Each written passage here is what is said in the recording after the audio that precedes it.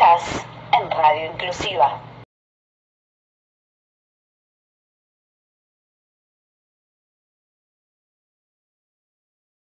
Hola, ¿cómo andan? Hola, buenas tardes. ¿Cómo andas, Gladys? Bien. Bien. Acá. En esta Sí, temporada. todo bien. ¿Es tu primer programa de esta temporada o no? ¿Cómo? El primer programa de esta tercera temporada, tuyo. No, el segundo. ¿El segundo? ¿Viste el primero? Sí. Yo no no estuvimos. Entonces nuestro primer programa Claro, juntas. juntas, Carla, qué Sí, lindo. sí. Bueno, estamos Muy copadas. acomodándonos. Sí.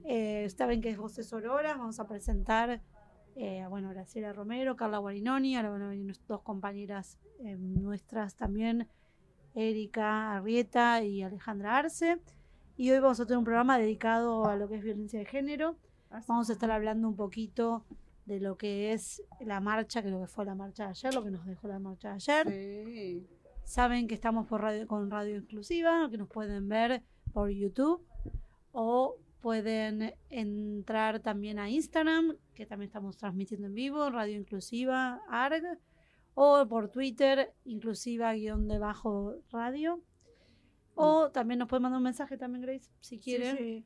al 11-3177-5020 y nos pueden contar qué les parece, qué tienen ganas. Impresiones sobre el programa. Impresiones sobre el programa. Los invitados. Son los invitados, bueno. Sí. Ahora vamos a estar, ahora vamos Y también a ver. está el streaming por YouTube directamente. Si Claro, ponen, ¿no? en Claro. YouTube ponen Radio Inclusiva Voces Auroras Sí. y ya pueden empezar a escucharnos. Claro. Y bueno, si quieren, ya saben, nos mandan un mensaje al 11-3177-5020. Estamos acá. Hoy vamos a hablar del tema de violencia de género. Vamos a tener dos invitados muy, muy interesantes. Y también tenemos acá a nuestras compañeras que las presentamos, ya las presenté, pero bueno, bienvenidas. Hola Erika, hola Alejandra. Hola, chicas. ¿Cómo están? Hola, ¿qué tal a todos y a todas? Primero, bueno, un placer enorme conocer la radio. Venimos desde Cañuelas, sí. no a ustedes obviamente porque ambas somos integrantes de Liderar Mujer, pero bueno, me encanta ya el aire que se vive, ¿no? En una radio. La radio es magia, la radio es información, la radio es llegar justamente a esas personas que nos están esperando, porque de eso se trata, ¿no? Y por ahí ser parte de este momento de alguna persona, de algún oyente, bueno, tiene bienvenido y agradecido la tarea, ¿no? Podemos decir, somos dichosas porque nos estamos comunicando con aquel que está del otro lado. Así Totalmente. que un programa muy prometedor, Sí, con sí, invitadas bueno. de lujo. Así que Sí, bueno, gracias estamos muy chica por contentos. este espacio. No, gracias Erika, No, vos por ustedes, sumarte por estar. y por Bueno. estar. Y vos, Ale, hola, bienvenida. Hola, Buen muy día. buenas tardes, Buen día, digo audiencia. yo, ya estoy mareada. Buenas tardes. Buenas tardes, audiencia de Voces Auroras. Sí. Que bueno, yo siempre tengo que recordar ese premio hermoso que tenemos Muy de Lola bien. Mora 2023 otorgado. Y bueno, seguir este lindo trabajo de comunicar en estos tiempos donde nos quieren incomunicar. Totalmente. Así, y feliz porque estoy compartiendo acá con mi querida amiga Erika, incorporación nueva de Liderar Mujer, gran persona, profesional, ¿qué más decir? Que la amo a mi amiga. ¿Se notó? Se Sí, notó, ¿no? Bueno, pero así somos nosotras, nos gusta Somos halagarnos, sororas. ser sororas y la verdad que también El por eso amor estamos vence. contentas Tal de cual. Siempre. Totalmente, Erika. Bueno, que estamos muy contentas de las dos. Dale, Erika, Gra, todas las que venimos a este momento, me parece que todos nos vamos contentas y felices porque estamos obviamente transmitiendo nuestra función dentro de la organización, de transmitir, como dijiste vos, sale muy bien, aquello que no se transmite. Y la idea de ahora de este bloquecito, antes de que vengan nuestros invitados, que les contamos que vienen Cintia La Regina y Facundo Rodríguez Docampo. Cintia es abogada y Facundo es psicólogo, así que bueno, acá vamos a tener a la abogada y a la psicóloga y obviamente a nuestras compañeras para atacarlos con nuestras preguntas. O escucharlos. Tal cual. Sí. Ellos, los dos trabajan, bueno, Cintia coordina lo que es la oficina de atención a la víctima de violencia y a los testigos del Ministerio Público Fiscal de la CABA, de la Nación de Buenos Aires, y hacen un trabajo súper interesante. Facundo es psicólogo y coordina el grupo interdisciplinario, así que bueno, tenemos muchas preguntas ya. Mira, y trabajan juntos. trabajan juntos. Ya el programa pasado estuvimos abordando el tema de violencia de género, lo vamos a abordar desde otra perspectiva, pero bueno, me parece que es interesante. Y la idea de este ratito antes que ellos vienen y todo es pensar un poquito en qué reflexiones nos dejó la marcha de ayer. ¿Sí? Voy a llevar unas palabritas que dijo Grachu recién, el amor vence, así, ayer se venció eso.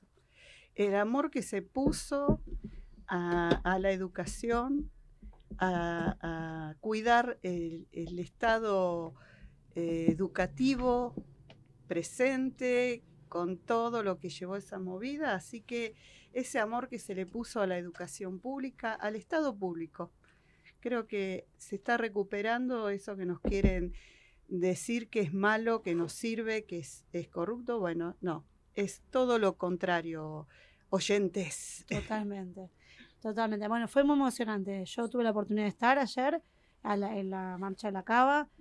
La verdad que yo hace mucho tiempo, y soy de ir a marchas, que no veía tanta gente junta, en serio.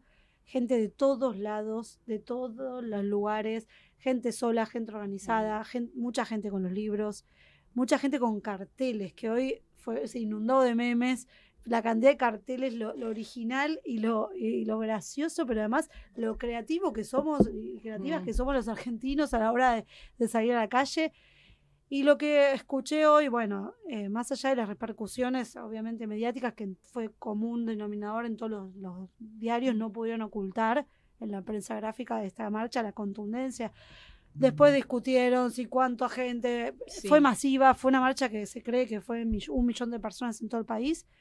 Yo creo que lo que también se reflejó, y vos hablaste del amor, Ale, yo también hablo de algo en relación a la esperanza y el futuro, sobre todo, ¿no? Porque la educación es el futuro. La educación nos pone a pensar inmediatamente en el futuro. Y sabemos que no hay futuro sin educación pública.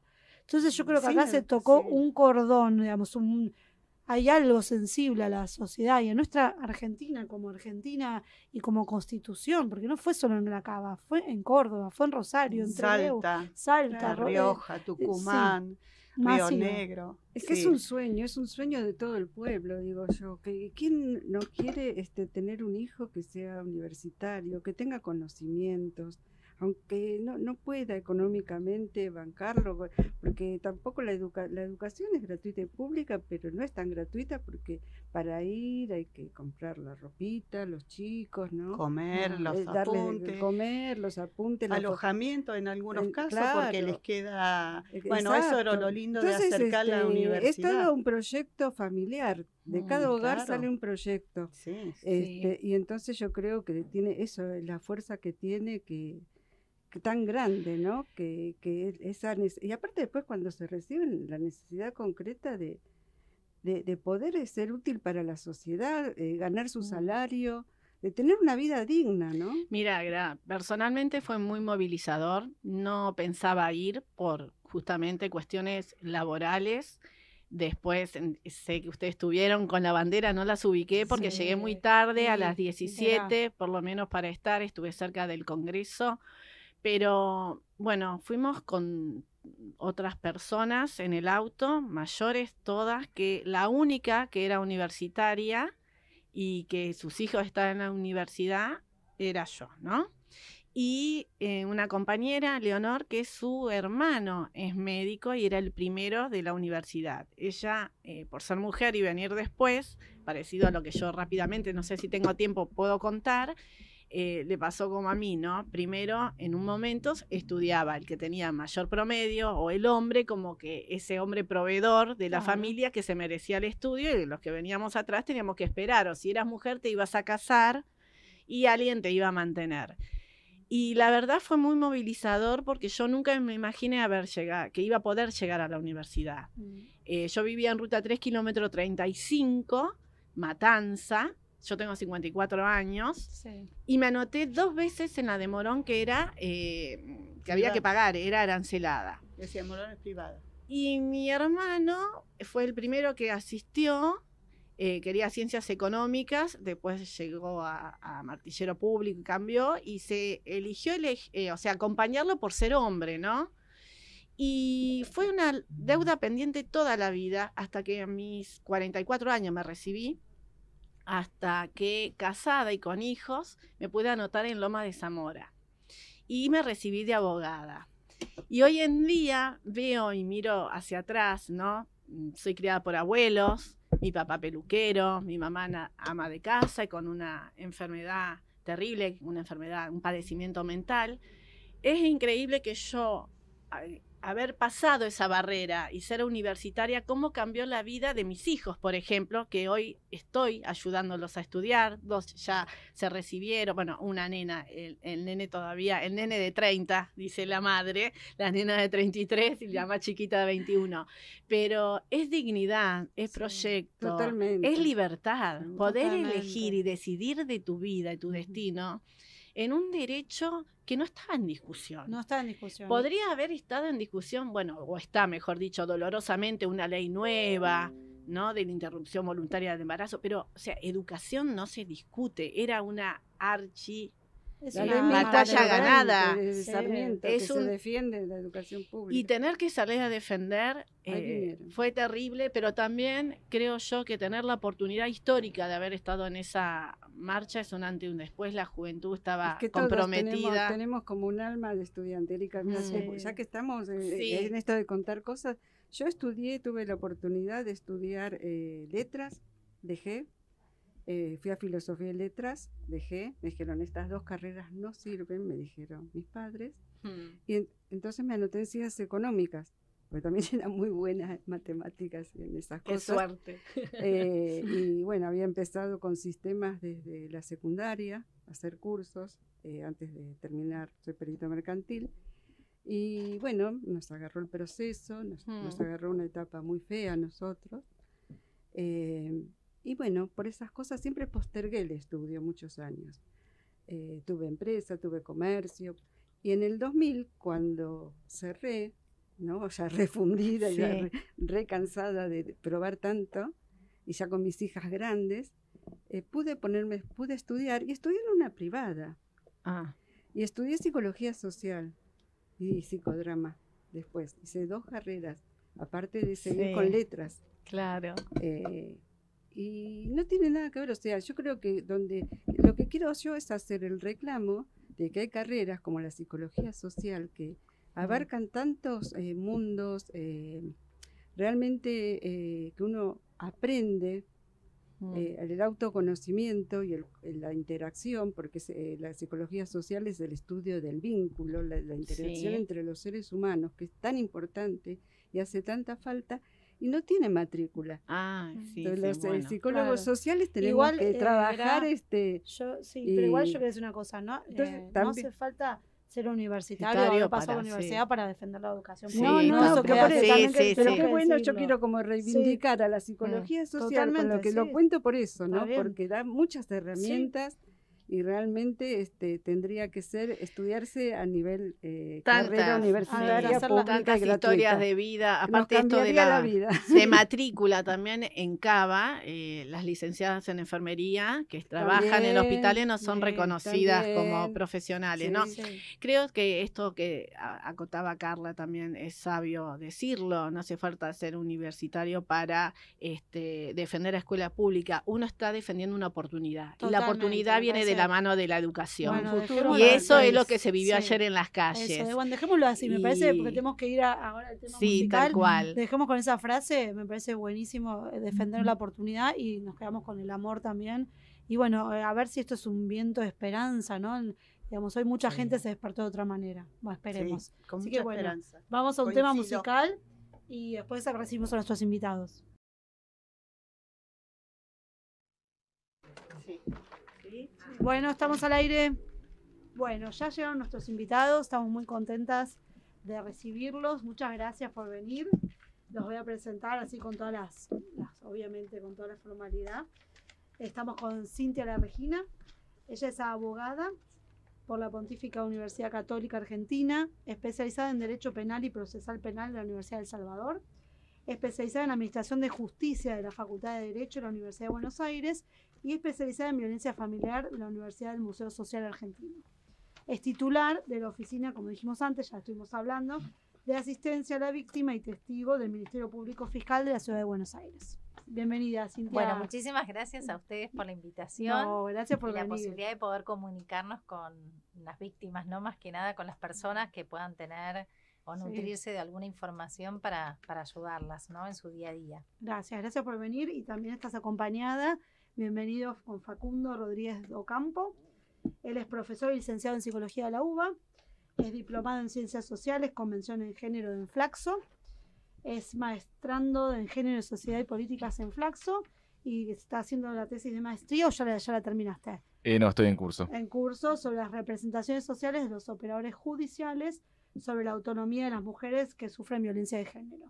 Qué interesante. Sí, y es coordinador general interdisciplinario de la Oficina de Asistencia a Víctimas y Testigos de la CABA que dirige Cintia. Muchas gracias por venir. Nosotros les contamos, somos un programa de una organización civil que se llama Liderar Mujer y tratamos estos temas. Acá en la mesa tenemos psicóloga social, tenemos a Ale, que es de Mati y de teatro, tenemos una abogada y una psicóloga, que bueno, hacemos este programa junto a nuestras compañeras. Y la idea es que nos cuenten, bueno, primero sobre ustedes, por qué eligieron esa formación, qué es lo que los llevó a eso, y bueno, después hablar de la oficina y cómo funciona, ¿no? Bueno, muy bien. Yo les cuento, tengo casi 30 años de recorrido en la justicia.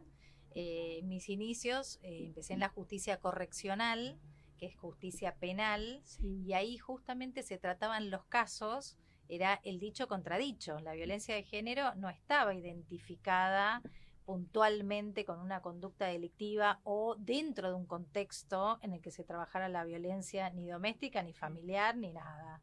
Entonces venía un caso con una denuncia de una víctima, no había testigos, no estaba la ley, no estaba la ley y el caso se archivaba. Entonces los casos realmente empezaron a trabajarse justamente con el trabajo que empezó a hacer Carmen Argibay, el trabajo que empezó a hacer Garrigós de Rebori también, en todo lo que eran los casos que tenían una diferencia con la violencia de género, y empezar a marcar esa distinción, ¿no?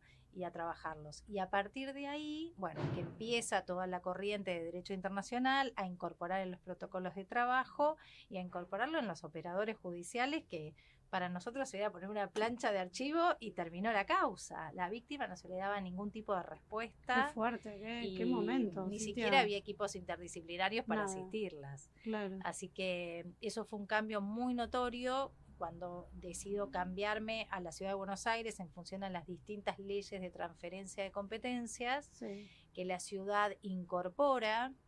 No solo el delito de amenaza, sino también el de lesiones. Ahí hay como un quiebre en el trabajo, y aparece la creación de los equipos interdisciplinarios a través de la Oficina de Asistencia a la Víctima, y a partir de ahí el cambio del sistema acusatorio también, donde se le da preponderancia al rol de la víctima, donde se empieza a escuchar a la víctima más allá del fiscal que la representaba en los casos, sí escuchar su voz, ¿no? No solamente el fiscal como autoridad que hablaba por ella, sino ella representarse autónomamente y ser escuchada por los equipos interdisciplinarios que iban a también desmenuzar ese relato, porque a veces ni siquiera la víctima sabe que está en una situación de violencia, y a partir de ahí empezamos a trabajar los casos en forma diferencial, ¿no? Totalmente distinto a que se solía trabajar allá, ya les digo, en el año 2002, 2003, 2004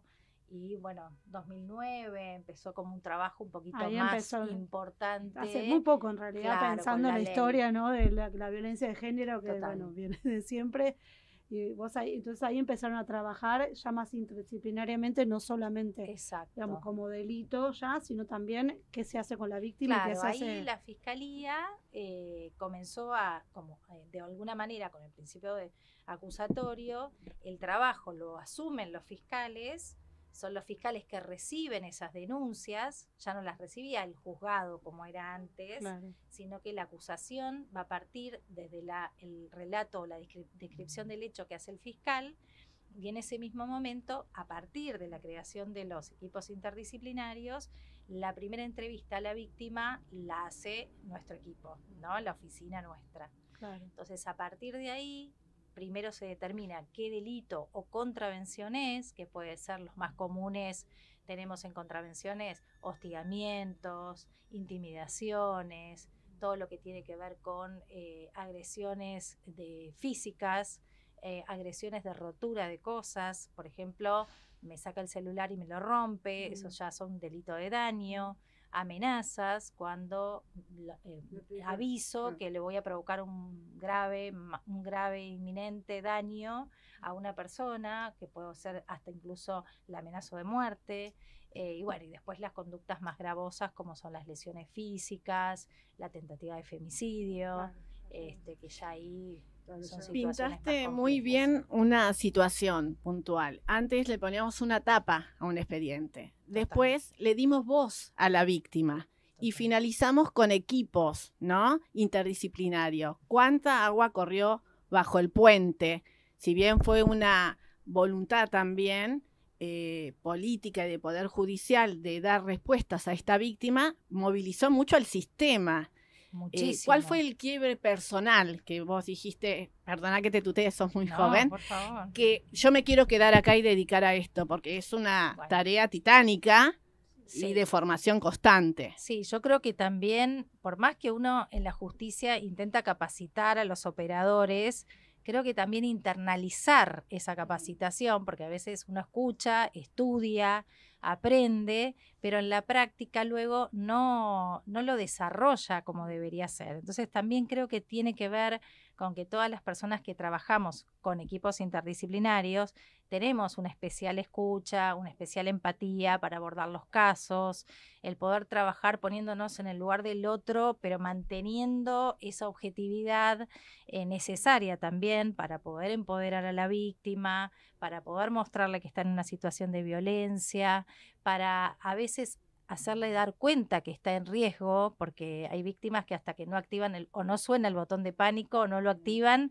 no se dan cuenta que estaban en una situación de riesgo. Entonces, creo que todo eso hace que uno empiece a internalizar que está en un lugar que brinda una asistencia inmediata, que es el primer lugar donde se le escucha, que es en el primer lugar donde se van a disparar medidas de derivaciones, que se trabaja también con ese eje. Creo que es un eje muy importante porque a veces la justicia no le logra dar la respuesta que esa víctima necesita porque el caso se archiva, pero tenemos ese segundo eje de trabajo que es tratar de buscarle todas las, lograr derribar esas barreras que la víctima quizás la mantiene en una situación de naturalización y de sometimiento de la violencia porque se queda con el agresor, porque no tiene otros recursos o herramientas para resolver otros problemas, como ser la inclusión de en una beca escolar, un turno médico, una derivación de un tratamiento psicológico, un DNI para alguno de sus hijos e hijas. Bueno, y así un montón de situaciones que podemos resolver porque los equipos además están compuestos con trabajadores sociales. Eso, Cintia, te quería preguntar y ahí preguntarle a Facundo, ¿no? Desde el lado tuyo, desde la psicología, ¿cómo empezaste a trabajar con esto? Y bueno,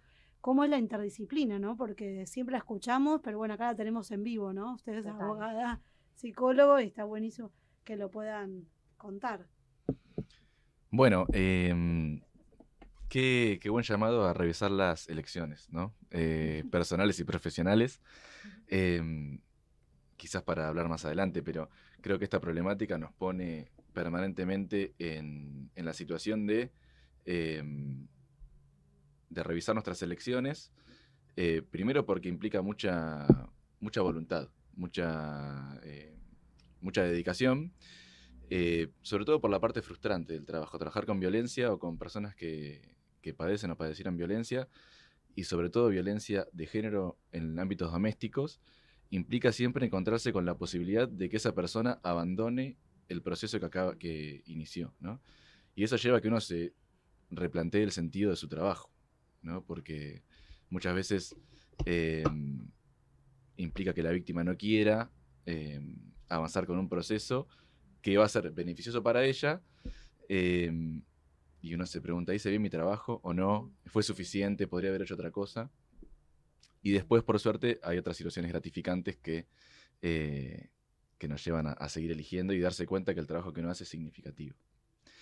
En mi caso en particular, yo siempre abordé la carrera de psicología desde una perspectiva crítica, tanto como estudiante como docente después. Y de hecho yo di clases en psicología educacional en la UBA y en una cátedra que tenía particularmente una postura crítica hacia la formación del psicólogo, ¿no? Que tiene sesgos clínicos muy fuertes, digamos. La formación del psicólogo en líneas generales tiende a ser clínica, dejando de lado otras ramas de aplicación de la disciplina, y eso aplicado en ámbitos incorrectos puede ser perjudicial para las personas, ¿no? En el caso del ámbito educativo, esta postura clínica tenía que ver con el etiquetamiento, ¿no? Y hacer diagnósticos en un ámbito equivocado, o la unidad de análisis de lo que sucedía era muy individualista. Y lo mismo pasa en el ámbito del trabajo con víctimas, ¿no? De la victimología. Particularmente lo que me permite este trabajo y lo que me permitió es abordar problemáticas desde el ámbito comunitario, ¿no? Saliéndose de la unidad de análisis de la individualidad, y se inserta justo en un momento del Poder Judicial en el cual se empiezan a incorporar otras disciplinas de conocimiento, ¿no? Y se le empieza a dar voz a la víctima, como decían ustedes recién, ¿no? Que es algo que el sistema penal, en líneas generales, siempre invisibilizó, la voz de la persona. De hecho, en el equipo, perdón, son psicólogos, abogados, trabajadores sociales. Sí. ¿Y alguna otra disciplina incorporaron? Y hay otras disciplinas, sí, tenemos. Y hubo psiquiatra en algún momento, hubo licenciados en filosofía, sociólogos, exactamente, psicopedagogos. Sí. Psicólogos sociales, importante para la grupalidad. Totalmente. Tengo compañeras que están trabajando en provincia, en gabinetes así similares, más barriales, pero y son psicólogas sociales y tienen una amplia experiencia. Una de ellas está escribiendo un libro. Qué bueno. Claro. Sí.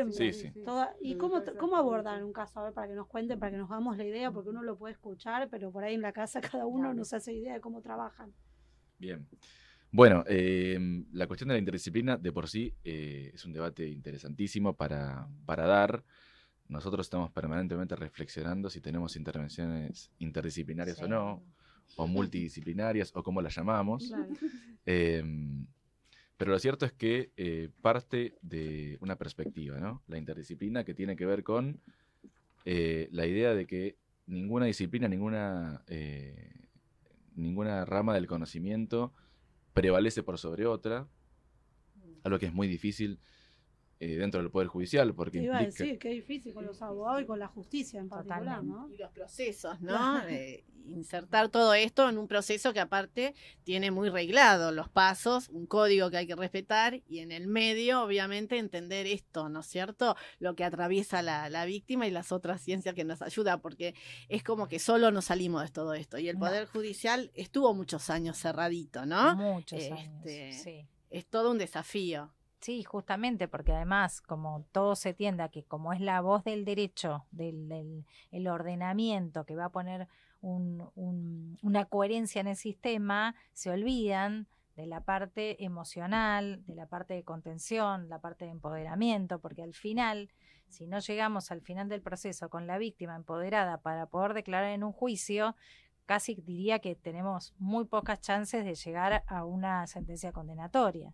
Si bien en algunos casos hay fiscales que trabajan y llegan hasta el juicio sin una víctima que los acompañe, porque muchas veces esa víctima se resiste a declarar porque no logró el sostenimiento necesario para hacer frente y encontrarse con el agresor en ese juicio, a veces encontramos que esa pata es muy importante, que es el acompañamiento, es el fortalecerla, es el contenerla, el trabajar todo ese aspecto emotivo también, porque las víctimas sufren mucho, además de la agresión del propio imputado, la agresión del sistema. Claro. Porque la revictimización. La revictimización. Claro, cuando hablas de juicio, ¿qué es el juicio que se hace? ¿Estén casados o estén ya divorciados? Sí, porque es un juicio tenemos previo, dos partes que se trabajan con la violencia tema? familiar. Sí. Tenemos el fuero civil y el fuero penal. Cuando son conductas delictivas o contravencionales, que es por lo menos la competencia del fuero en el que estamos nosotros, es el fuero de la Ciudad de Buenos Aires, que estamos en lo que es la Fiscalía Penal, Contravencional y de Faltas, todo ese fuero, delimita conductas delictivas o contravencionales. Y el fuero civil es donde van a trabajar cuestiones netamente de violencia familiar, de alimentos, generalmente de régimen de visitas, y van a trabajar todo lo que tiene que ver con la parte de interacción familiar o de revinculación en caso de que haya perdido el contacto algún progenitor con sus hijos e hijas. Pero en la parte penal sí, nuestra meta, que sería lo ideal, es que si iniciara un caso con una denuncia de violencia de género, primero que nosotros podamos identificar la conducta delictiva, segundo que se le pueda dar ese acompañamiento con el equipo interdisciplinario, tercero, someter al imputado al proceso, que eso no es nada fácil tampoco. Un montón de pasos. Imponer medidas cautelares previas para proteger a la víctima y lograr ese tránsito primero de recabar la prueba, que a veces si lo tenemos al imputado suelto, va a hacer todo lo posible para amedrentar a todo el entorno para que nadie vaya a declarar, o hacer desaparecer pruebas, que también son fundamentales. Cintia, tenemos que ir a un tema musical, después está muy interesante lo que estás contando, y para pensar para el bloque que viene, ¿qué es lo que más ven, digamos? ¿Qué tipo de violencia es la que más vemos? Sabemos que es de género, pero ¿qué tipo? Perfecto. Así que bueno, ahora vamos a un tema. Quería decir que antes escuchamos a Salva Pantallas con esta canción Para mi muerte, que es muy conocida obviamente. Y hoy ahora vamos a escuchar a Cami García y Mon Laferte, Se portaba mal. También dos temas trajimos, ¿no? Relacionados con el tema. Gracias. Vamos a un tema.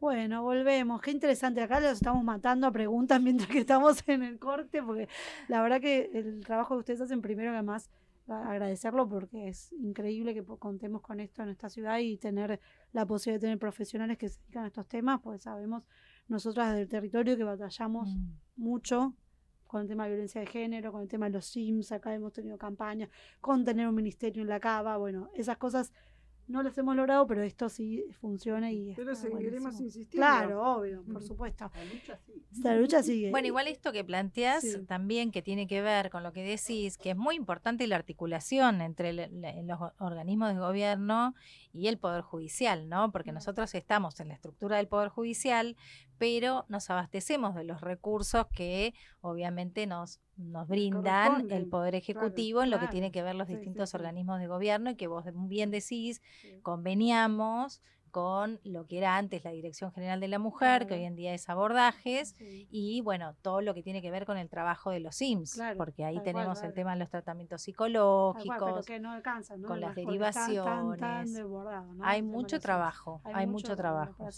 Bueno, la pregunta que queremos hacer es qué tipo de violencia ven más, ¿no? Y además, pensando también, surgió el tema acá, el tema de los menores, ¿no? Digamos, de cómo abordan. Tipos de violencia, ¿no? Porque nosotros pensamos que siempre una violencia es solo hacia la mujer, pero después tenemos los otros, digamos, derivaciones que, viste, que mirá, es violencia también maltratar o abandonar discapacidad o a una persona a cargo, o la ancianidad. Bueno, hay te dejo bueno, eso, a mí me encanta este tema, porque la realidad es que sí, tenemos previsto en la ley 26485 los distintos tipos de violencia que pueden afectar a una mujer en los distintos ámbitos de desarrollo de su ejercicio, y básicamente los más comunes, que es lo que vemos nosotros, por lo menos en la diaria, son las agresiones físicas, las amenazas, que son agresiones psicológicas, no solo amenazas, sino que además hay un cúmulo de otras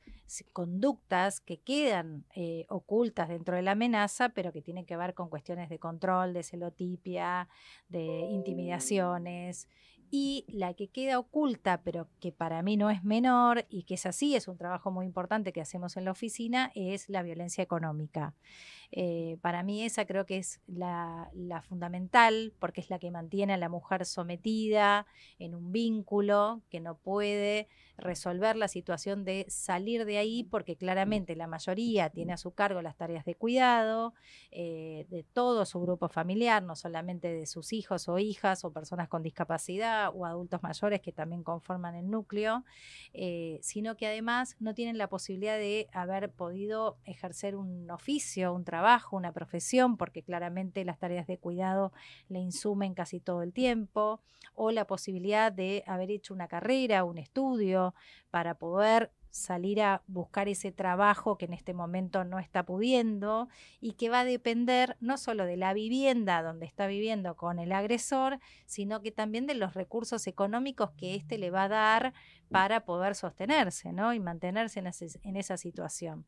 Así que creo que ese es un desafío muy importante de los equipos interdisciplinarios, encontrar en el relato totalmente naturalizado de las víctimas el delito, la violencia económica, que por el momento no es delito acá, pero claro, sí en España, pero nosotros lo tenemos como tipificado en conductas muy específicas. Una de ellas, por ejemplo, es el incumplimiento de los deberes de asistencia familiar, donde la víctima encuentra que no recibe el sustento suficiente económico para poder hacerse cargo unilateralmente de cuidar a sus hijos en todo sentido, ¿no? Sabemos que es el incumplimiento es alimentario, tiene que ver con los cuidados de compra de vestimenta, asistencias médicas, educacional, recreación, bueno, cuidado, todos esos ítems. Cuidado y acompañamiento. Exacto, que en definitiva se dan por naturalizados que lo hace la mujer y la realidad es que debería ser, obviamente, rápidamente una salvedad. Se usa como castigo, porque el progenitor dice, bueno, no me elegiste a mí o pasaste la raya, no me querés más a mí, yo te dejo solo en este equipo y a ver, nunca fuimos equipo, vos me obedecías a mí. Y del otro lado está la persona que creyó que la vida era así, porque generalmente cuando se quedan solas y gira, están en el medio de una familia, a lo mejor de una sociedad o de un barrio, que también está limitado y vulnerado. Entonces, si él que me eligió y me quería, que tuvimos los hijos juntos, me deja en esta situación, ¿quién me va a entender y dar una mano? Y es ahí la mano del Estado y del Poder Judicial que tiene un desafío enorme. Bueno, y creo que también tiene que ver con esto de la socialización genérica, ¿no? De los roles. Está instituido en una estructura social que el rol de cuidadora y de encargarse de los cuidados de niños y niñas es de la madre.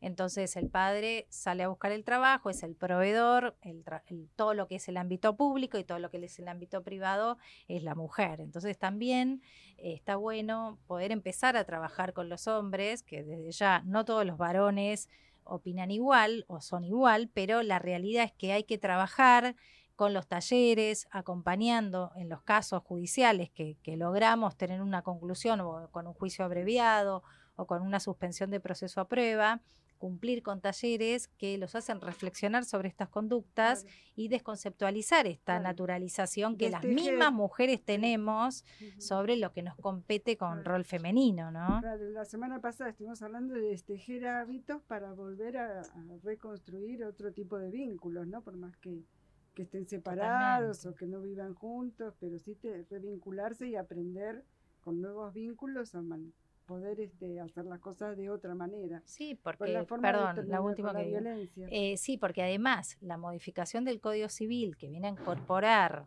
un montón de cuestiones de autonomía de la voluntad, también viene a incorporar el tema de la separación en cuanto a la disolución o al momento de casarse, la separación de bienes o de comunidad de bienes. Ahora tenemos la posibilidad de optar. Creo que la mayoría de las personas creen que sigue la comunidad de bienes. Sí. Claro, entonces es importante realizarlo. Claro. Sí. No quiero dejar pasar que me pareció interesante el ejemplo que diste de esa persona que quizás tiene que hacer una denuncia contra su expareja, padre de sus hijos e hijas, y qué pasa cuando esa relación se rompe. Y es algo interesante para pensar las dimensiones que confluyen en o que tenemos que considerar como equipo interdisciplinario en nuestras intervenciones. Es la dimensión social, digamos. ¿Qué pasa con la mirada de los demás, con la mirada de la sociedad respecto de una mujer que, por ejemplo, ya no está en pareja, o una mujer que tiene que hacerse cargo de sus hijos e hijas por su cuenta, y cómo, digamos, justamente su comunidad muchas veces la juzga por ello, le cuesta mucho reconstruir sus redes, si quiere encontrar un trabajo y valerse por sí misma económicamente, no puede hacerlo por esto que mencionaban de las tareas de cuidado que están a su cargo, y a la vez la dimensión individual, que tiene que ver que es una de las principales dificultades que encontramos y de las principales características de la problemática, que es la dificultad de hacer una denuncia en contra de una persona emocional, digamos, significativamente importante para la persona, afectivamente significativa, ¿no? Eso hace que muchas personas se alejen del proceso o que lo vivan con culpa, que lo vivan con vergüenza, y que no denuncien, exactamente. En el mejor de los casos se llega a denunciar y por lo menos se puede empezar a trabajar con eso, aunque a veces no sea suficiente. Pero cómo se ponen en juego un montón de dimensiones de la vida de la persona y que como profesionales tenemos que intentar abordar todas. Y también, como sociedad, tenemos que empezar a entender que es una problemática que solamente se puede abordar en conjunto, porque no solo la institución judicial va a poder resolver un problema que tiene que ver con la sociedad toda, ¿no? Claro, por eso yo les quería preguntar, cuando nosotros también como asociación civil nos pasó esto de empezar a trabajar con el tema de violencia de género y encontrarnos inmediatamente con la violencia económica, ¿no? Esto que vos traías, y fue inmediato. Sí. Por eso empezamos a hacer ferias, a hacer lugares, espacios donde las personas puedan ir a vender sus productos, las mujeres en particular, sin cobrarles plata, bueno, un montón de cuestiones. ¿Cómo hacen, digamos, qué medidas se pueden adoptar desde la oficina para poder rebatir esto de que una persona por ahí no puede salir del vínculo con su agresor por... Claro, y sumo una pregunta que muchas personas, muchas mujeres vienen y dicen, pero para hacer un juicio o algo, para hacerle algo hay que pagar. Claro, hay que totalmente. Pagar un abogado. Bueno, claro, hay dos cuestiones. Primero, nosotros tenemos como primer medida una ayuda económica de emergencia, que es al solo efecto de hacer cesar las consecuencias del delito. Entonces, como primera medida tenemos una posibilidad de asistirla ahí para lograr el cometido. También hay medidas cautelares que se pueden adoptar en el proceso para, por ejemplo, que ella pueda quedarse en la vivienda y excluir al agresor, cosa de que pueda estar el núcleo primario asegurado en una vivienda. Y después tenemos también la posibilidad del patrocinio jurídico gratuito y el asesoramiento jurídico gratuito, que eso está previsto en la ley justamente para asistir a las víctimas de violencia de género. Y bueno, ese patrocinio nos permite que sea obviamente asistida y asesorada en forma gratuita, ¿no? Todo el proceso, más que nada en el penal y en la parte civil, todo lo que tiene que ver con la parte de violencia familiar, ¿no? La fijación de alimentos, tanto los provisorios como los definitivos, los regímenes de visita y luego después ya toda la parte de violencia familiar en sí. Está buenísimo. Y te hago una pregunta, pensando en esto, ¿no? Cuando ustedes tienen un caso de violencia de género y hay menores que están involucrados porque son hijos o hijas de la pareja o bueno, lo que sea, ¿ustedes dan aviso al Ministerio Tutelar, esto que me decían antes, o cómo actúan? Hay que distinguir si la víctima, niño, niña, adolescente, es víctima directa de un delito, o sea, si fue afectado él mismo por alguna o ella misma por alguna conducta delictiva, ahí sí hay un área dentro de la Secretaría de Política que tenemos asignada también en el Ministerio Público, que es el ANAVI, el Área de Atención a Niños, Niñas y Adolescentes, que hacen un trabajo igual que de acercarse, obviamente, a la víctima y a su referente inmediato, para trabajar la cuestión puntual de la agresión directa o el hecho que lo haya damnificado.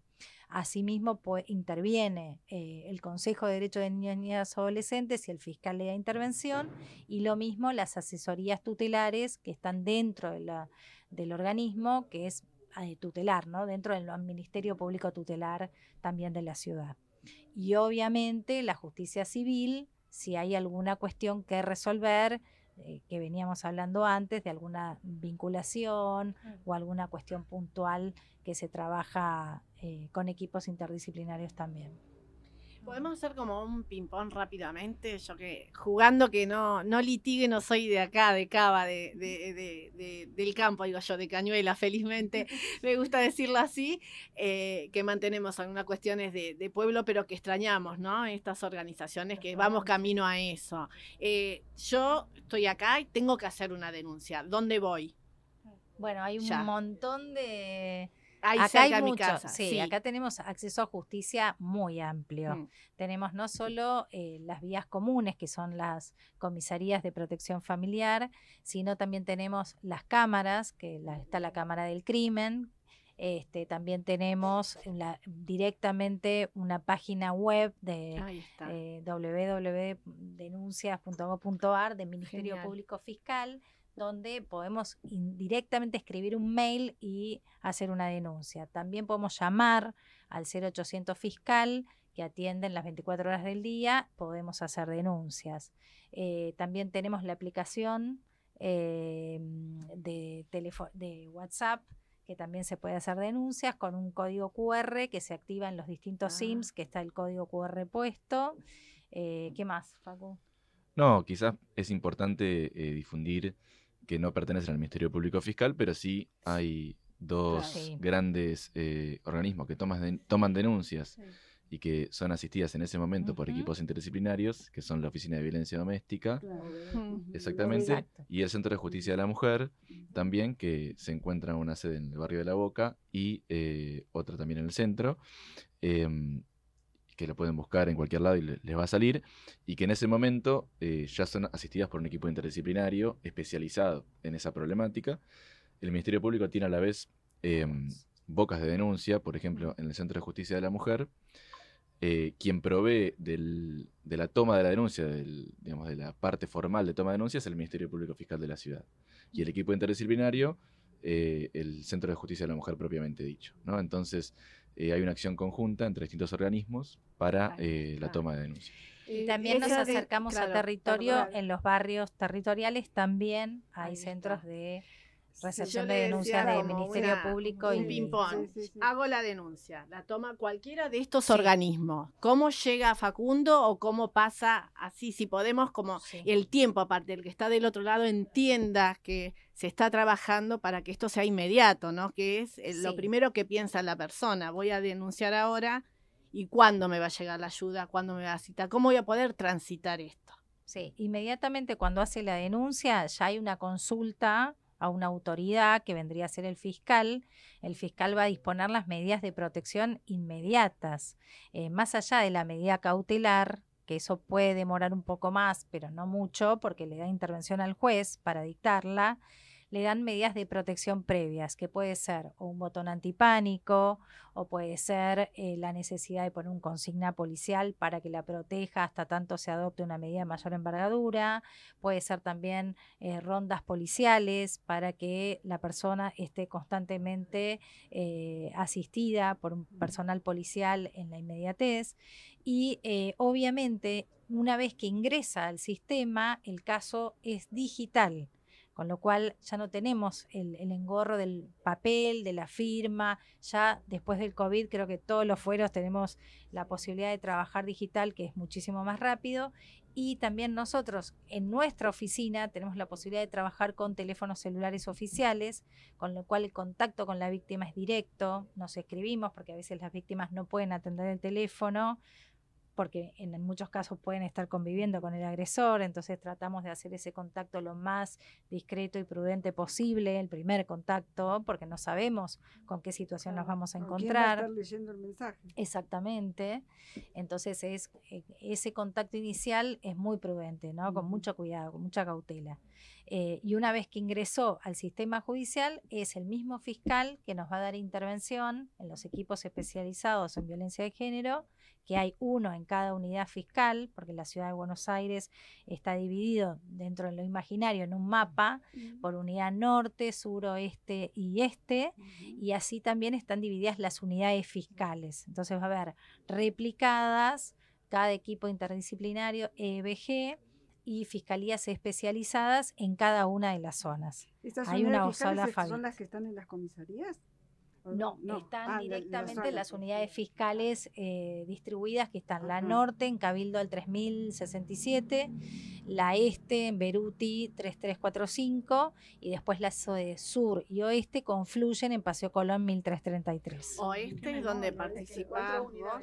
Yo estoy en la zona de Ofavit, está la zona central de Ofavit, la sede central está en Paseo Colón. Ahí está, oeste. Hice bien los deberes, voy aprendiendo. Sí, igual cada está todo, sede centralizada todos los de datos están Ofavit en la está en web. cada una de las unidades fiscales. Claro. Nosotros tenemos presencial equipos interdisciplinarios en la norte, en la este y en la sur y en la oeste. ¿Y ahí es donde?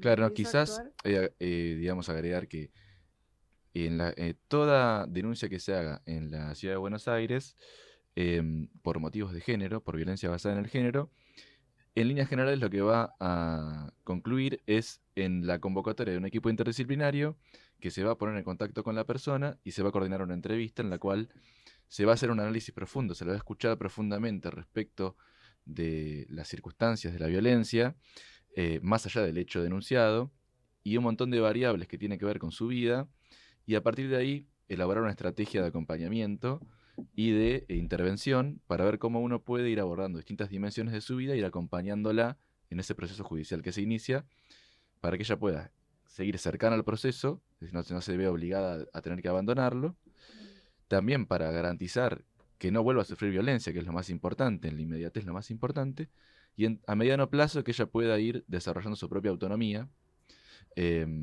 de manera tal de que una vez que no cuente más con nuestra asistencia, porque es limitada, haya desarrollado las herramientas para poder valerse por sí misma y evitar que esa situación vuelva a suceder. Ese sería como el objetivo a corto y a largo plazo. Exacto. Bien, bien. Está buenísimo.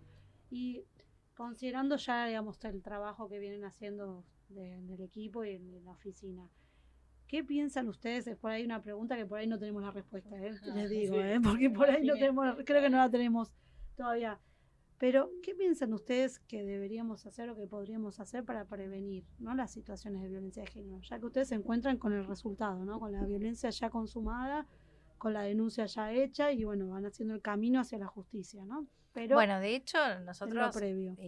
cuando intervenimos asistiendo a las víctimas en esa primera entrevista, más allá de escuchar los hechos que nos viene a contar, también le damos normas de autocuidado, porque nada quita que a partir de ese momento le puedan volver a suceder nuevos hechos. Entonces, creo que es fundamental primero mostrarle a la víctima la situación en que está y trabajar esto, las normas de autocuidado, explicándole cómo debe cuidarse todos los días, qué situaciones debe evitar, y creo que también es muy importante la información, porque muchas personas no saben que hay algunas situaciones que son violencia, realmente ignoran que eso es violencia porque lo tienen totalmente naturalizado, y creo que eso es fundamental. Y también el trabajar desde el momento 1 con el agresor, a través de las defensorías, a través de otras vías, ¿no? Creo que también ellos también tienen equipos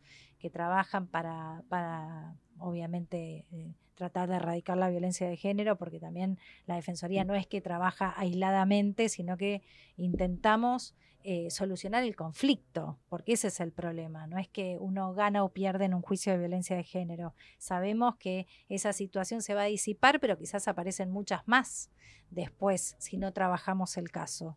Entonces creo que también trabajar con los hombres que ejercen violencia, en esto que hablaba recién de los talleres o de capacitaciones, creo que también los operadores judiciales, toda la sociedad debería estar informada y capacitada en género, porque es algo que nos compete a todos, ¿no? Y eso, lo de Micaela, le transmiten Total. digamos, a la persona agredida y al agresor.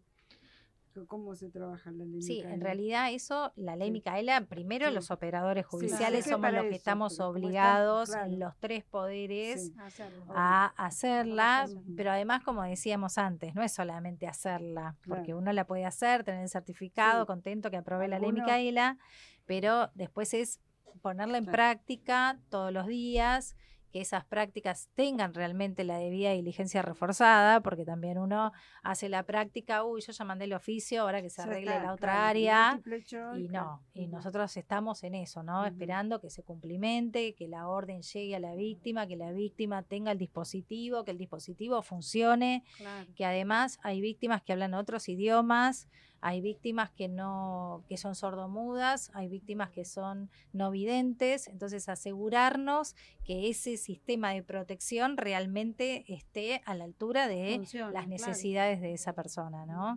Y el idioma también es una barrera sumamente importante y el lenguaje de señas también.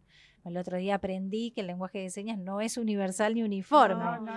Así que también es como que estamos todo el tiempo aprendiendo. Sí. Y tampoco los códigos, porque por ahí uno puede proteger desde la palabra y del otro lado no llegar a comprender por el gran obstáculo emocional y epistémico también. Bueno, y el tema de los intérpretes, ¿no? También hablábamos eso, el lenguaje es fundamental. En el tema de los intérpretes, los traductores, no es lo mismo una persona intérprete inglés y la persona es rusa. O sea, el término de origen natural de lo que siente, de esa dolencia o de lo que le pasó, no lo va a poder transmitir con la misma solvencia en su lenguaje de origen que el del intérprete que logramos encontrar para trabajar con la temática. Tal cual. Bueno, vamos a ir a un tema musical y continuamos, los vamos a seguir escuchando. Muchas gracias, la verdad está súper interesante. Vamos a escuchar Vivir Quintana, Canción sin miedo, para darle un poco de onda, ¿no? Canción sin miedo, está muy bueno eso.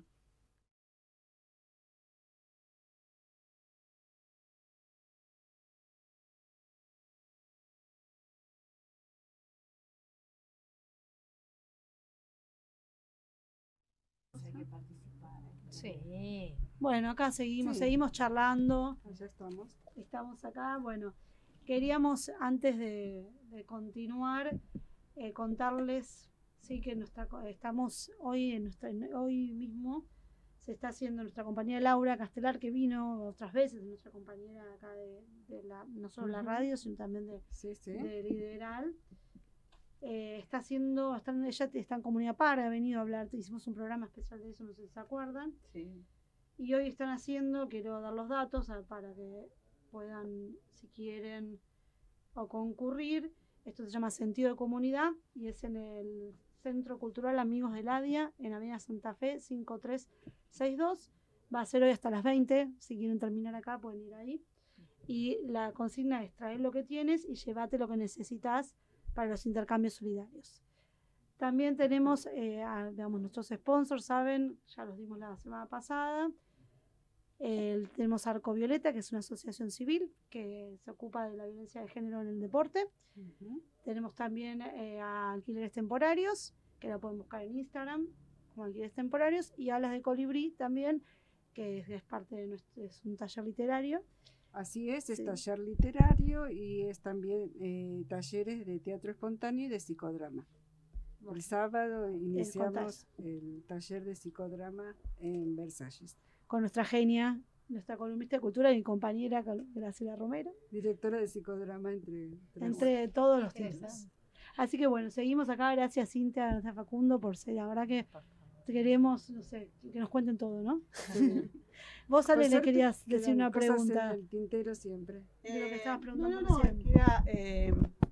¿qué quisieran, no? De lo que están trabajando y adquiriendo toda esta experiencia en tránsito, ¿no? Porque las diversidades creo que las abarca es inmensa. Creo que se levantan un día y conocen algo nuevo, ¿no? Como te acabo de decir, yo creía que el lenguaje de señas era universal, pero no es. ¿Viste?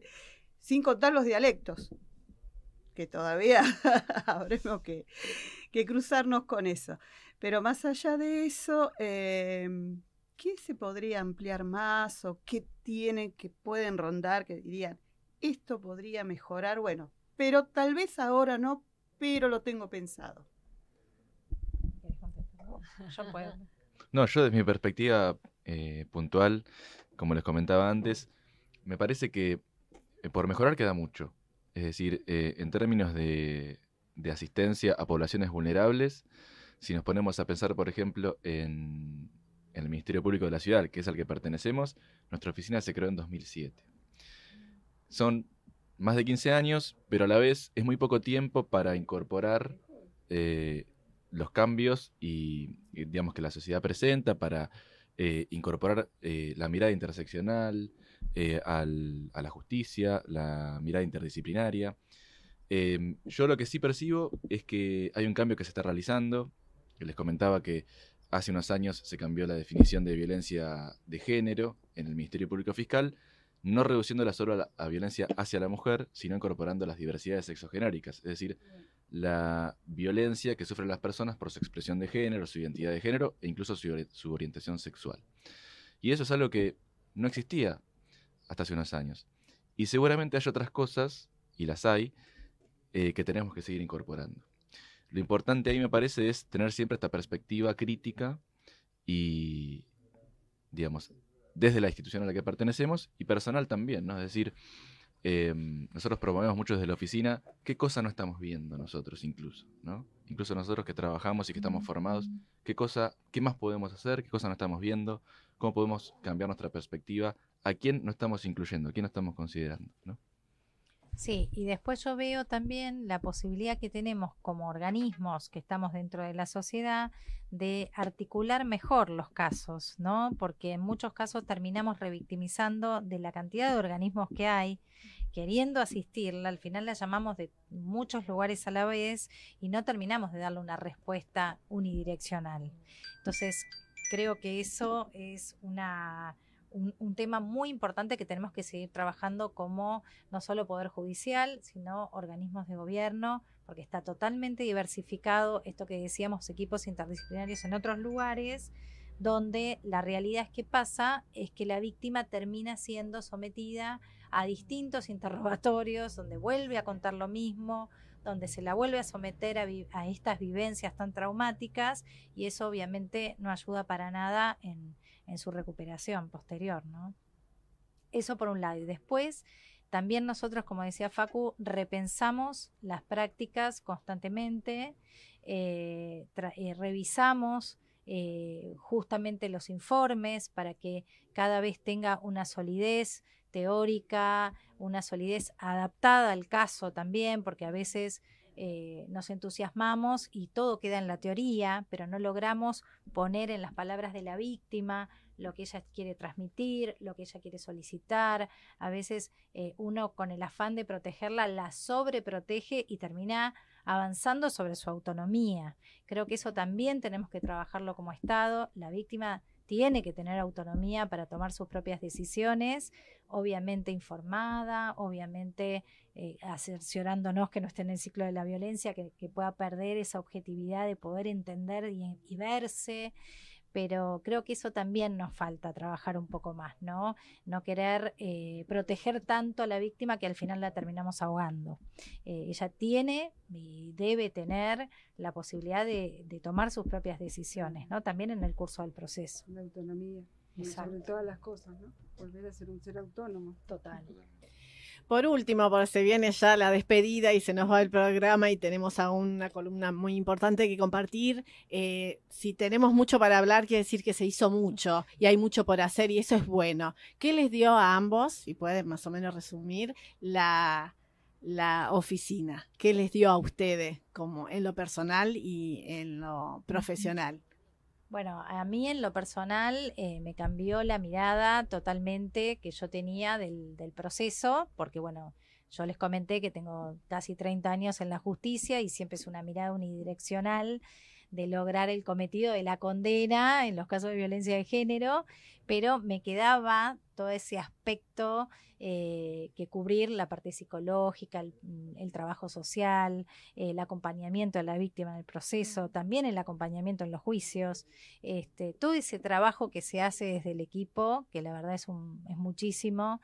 Y como decían ustedes, es llevarse el trabajo a casa, porque muchísimas veces no nos alcanza el tiempo en la oficina para poder trabajar todos los casos con el profesionalismo que requieren, ¿no?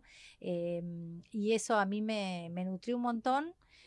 también me dio una visión mucho más inclusiva de conocimiento de servicios, de organismos de gobierno, cómo trabajar a nivel nacional, porque también trabajamos con el Consejo Federal de Oficina de Asistencia a Víctimas a nivel país. Y nos auxiliamos también, tenemos el teléfono rojo que decimos nosotros, pero que es ante alguna situación que ninguno está encontrando una solución, poder comunicarnos y poder asistirnos desde distintas provincias con experiencias propias, ateneos de casos, analizar los casos con perspectiva obviamente de género y con esa mirada interdisciplinaria que para nosotros y para mí entiendo es muy importante. Bueno, para decir algo que nos sirva a todos y a todas, ¿no? No, a mí me dio la confirmación y la comprensión cabal de que una problemática como esta, que es la violencia basada en el género, solo puede abordarse con el compromiso de todos y de todas, ¿no? De las instituciones del Estado, de la sociedad civil. No hay salida si no es con la comprensión colectiva de la problemática, ¿no? Y más en lo personal, la alegría de saber que hay mucha gente muy comprometida y muy formada para que la cosa cambie, y el placer de aprender de ellos y de ellas todos los días, ¿no? Eso. Qué bueno. Bueno, la verdad, un gusto enorme que hayan venido, que hayan transmitido todo lo que hacen y el compromiso se nota.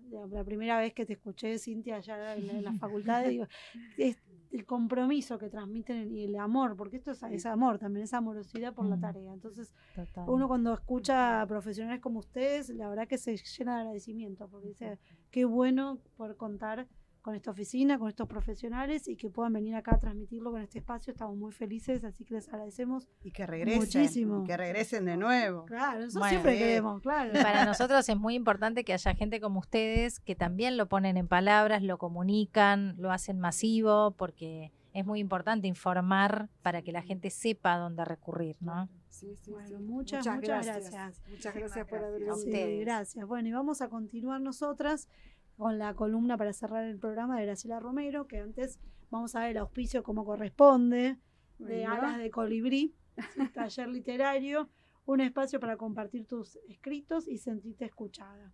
Teatro espontáneo y psicodrama para cuando lo que hay que decir desborda el alma. Estamos en Roma 640 Versalles en forma presencial. También realizamos talleres virtuales. Escribinos al 11 5658 1807. Búscanos en las redes por @CPA Alas de Colibrí en Instagram o en Alas de Colibrí Arte en Facebook. Así que bueno, ahora, ¿qué nos trajiste? Miren, la verdad que se me ocurrió entre anoche y hoy a la mañana, porque esto de hacer espontaneidad donde cuadre, yo elegí este libro que se llama Cartas a quien pretende enseñar, que es de Paulo Freire, y lo llevé y lo alcé en varias oportunidades, pero cuando pasó una columna con docentes, dijeron ¡ay! Y lo acariciaban. Entonces, en la marcha ayer. Ayer en la marcha, no lo acariciaban y pasaban y lo acariciaban. Yo se los daba así, en vez de tenerlo acá, lo bajaba porque ya estaba por acá el libro y todo, ¡ay! Lo acariciaban. Y se me ocurrió empezar a hablar pensé en comentar un poco lo que es la educación bancaria, que da para mucho, y creo que es importante articularla con lo que nos está pasando socialmente, así que lo voy a hacer breve. Voy a decir primero qué es lo que Paulo Freire pensó sobre educación bancaria, por qué lo denominó así, porque dice que hay una relación entre el educando y el educador, que es el educador tradicional, ¿no? Que esto creo que ya está superado, por eso las maestras acariciaban el libro, ¿no? Y que tiene que ver con un conocimiento donde el rol docente se evidencia como emisor de contenidos totalmente ya por él comprendido y analizado, pero que se transmiten sin una conciencia crítica, se deposita directamente en el alumno, que entre paréntesis les cuento que quiere decir sin luz, lo define así Paulo Freire, entonces es importante tenerlo en cuenta, ¿no? Que todos tienen su propia luz y despertarla. Entonces a esa transacción sin vuelta, sin feedback, ¿no? Sin que haya respuesta de parte de esa persona que recibe el mensaje, produce la educación bancaria, que tiene que ver con esto también de después de no analizar y quedarse con eso, nada más en un rol totalmente pasivo, sin en el acto de transmisión, ¿no? Donde realmente el docente sí tiene un rol activo, lleva láminas, las despliega, recomienda libros, pero si no hay un proceso en la parte que recibe todo eso de preguntas, de conceptos nuevos, de rehabilitarse y preguntar con curiosidad, si no existe esa posibilidad, no hay proceso de aprendizaje. Hay como una determinación de que él lo critica justamente y lo llama a ver porque de esa forma se oprime, ¿no? Una persona que no puede aprender, puede recibir un concepto y repetirlo, no puede después cuestionar esa realidad que vive. Por lo tanto, queda totalmente supeditado a la decisión de los poderosos, de los que enuncian los mensajes, ¿no? Que sería el emisor del mensaje. Y al mismo tiempo, él habla de... dijo un montón. Él habla de la educación liberadora, como contrapedagogía de esta educación bancaria. Él enuncia la educación liberadora, que promueve el diálogo a través de la palabra como lo fundamental para realizar el acto de conocimiento, y despierta a la creatividad y a la crítica reflexiva. Para que exista liberación, Freire lo enuncia en 1972, informa que es necesario que tanto el educador como el educando sean liberados en su pensamiento auténtico, ya que las personas se educan entre sí, y si un educador no está liberado, no podrá promover la liberación de sus educandos. Entonces, si lo llevamos, bueno, lo que decía un rato, ¿cómo lo vemos en el plano social? En nuestro país puede ver qué pasa cuando esta educación bancaria se traslada a los medios y a todos los ámbitos de la cultura sin pausa y en forma permanente, como muchas veces sucede, los semejantes se van convirtiendo en objetos que repiten el mensaje que reciben.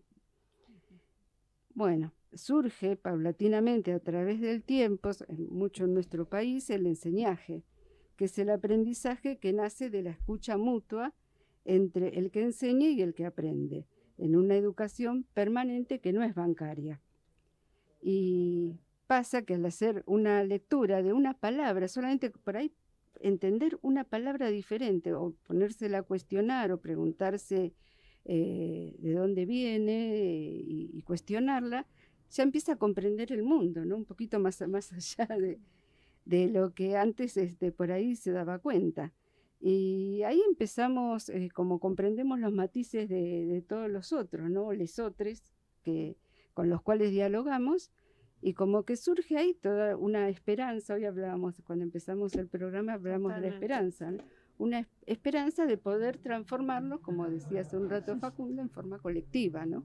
Creo que cierra todo con todo, ¿no? Este programa ya, pues empezamos hablando de la marcha, de la libertad, del futuro, del amor, de la educación, todo. Bueno, cerró todo con todo. Y como para cerrar, sabemos que es difícil, o sea, esto no es decirlo y ya está, porque si no, viste, ya está, se terminó. Pero para redondear es que hay que comprometerse desde el cuerpo y la emoción, y el pensar reflexivo, y que no es fácil tampoco, ¿no? Esta es la carta número 2 de Paulo Freire del libro, ¿no? Sí. Que él habla de las dificultades que esto trae. Entonces es importante saber que va a haber dificultades, pero cuando algo hace ruido, prestarle atención si percibimos ese ruido, y analizarnos, ¿no? Ver por qué nos pasa lo que nos pasa, y poder sortear eso. Bueno, genial. La verdad, muchas gracias. Graciela, genial, como siempre. Así que bueno, gracias a vos.